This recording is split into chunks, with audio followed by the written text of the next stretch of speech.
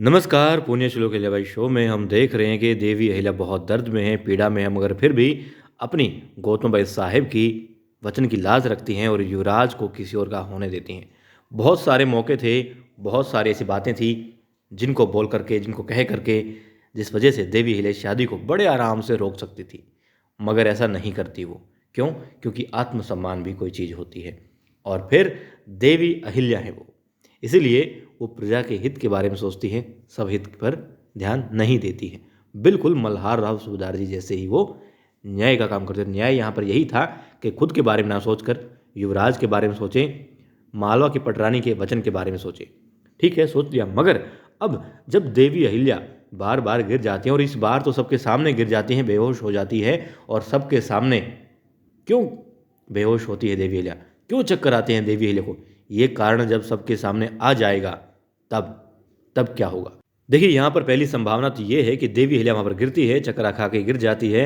वैद्य जी को बुलाया जाता है, मगर देवी अहिल्या वैद्य जी को बता देती हैं कि किसी को कुछ नहीं बताना है, या फिर उनके बताने से पहले ही सारजा, क्योंकि बहुत प्रिय सहेली है, सब लोग जानते हैं घनिष्ठ प्रेम है दोनों के बीच में, तो देवी अहिल्या की ये सहेली सारजा जब देवी अहिल्या बेसुध होती है, हो सकता है वैद्य जी को तभी कह दे कि ये है मगर बताना नहीं है, देवी अहिल्या ने मना किया हुआ है। और जब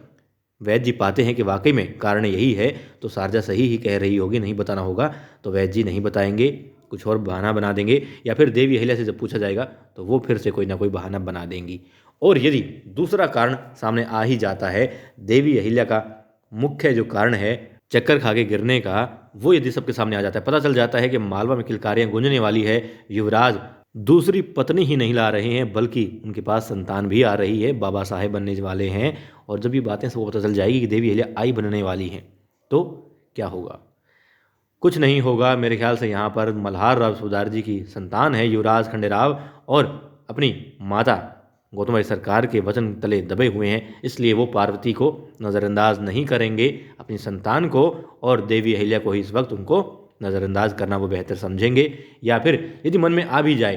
प्रेम उमड़ पड़े और कह देंगे नहीं करनी मुझे शादी दूसरी, मना कर दें, तब द्वारकाबाई साहिब अपनी चाल चलेगी और फिर से युवराज खंडेराव जो असमंजस की स्थिति में, करें ना करें, क्या करें क्या करें, ये बस ये सोच रहे हैं, बहकावे में आकर के फिर से शादी के लिए हाँ कर देंगे, पार्वती के साथ में फिर से शादी के लिए हाँ कर देंगे, क्योंकि बहुत जल्दी बहकावे में आ जाते हैं वो। लग तो यही रहा है, फिर से प्रेम उमड़ पड़ेगा संतान के प्रति भी और देवी अहिल्या के प्रति भी जो है भी, और उसी में खोना चाहेंगे फिर से युवराज खंडेराव। मगर संभावना ये है कि बाकी लोग कि वचन का क्या होगा। अब तो शादी हो रही थी, इतनी तैयारियां हो चुकी हैं, अब क्या होगा। इसलिए विवाह बंधन में फिर से बंधना ही पड़ेगा उनको, और यदि शादी रुक जाती है तो बहुत सारे अनिष्ट जो हैं मालवा के अंदर जो होने वाले हैं वो रुक जाएंगे, ये भी तय है। मगर कहते हैं ना कि विनाश काले विपरीत बुद्धि, तो युवराज खंडेराव इस वक्त गुरु जी की बुद्धि से चल रहे हैं और गौतमबाई सरकार द्वारकाबाई साहिब की बुद्धि से काम ले रही हैं। भले जड़ बुद्धि ना हो मल्हार राव सूबेदार जी, मगर विवश तो हैं ही।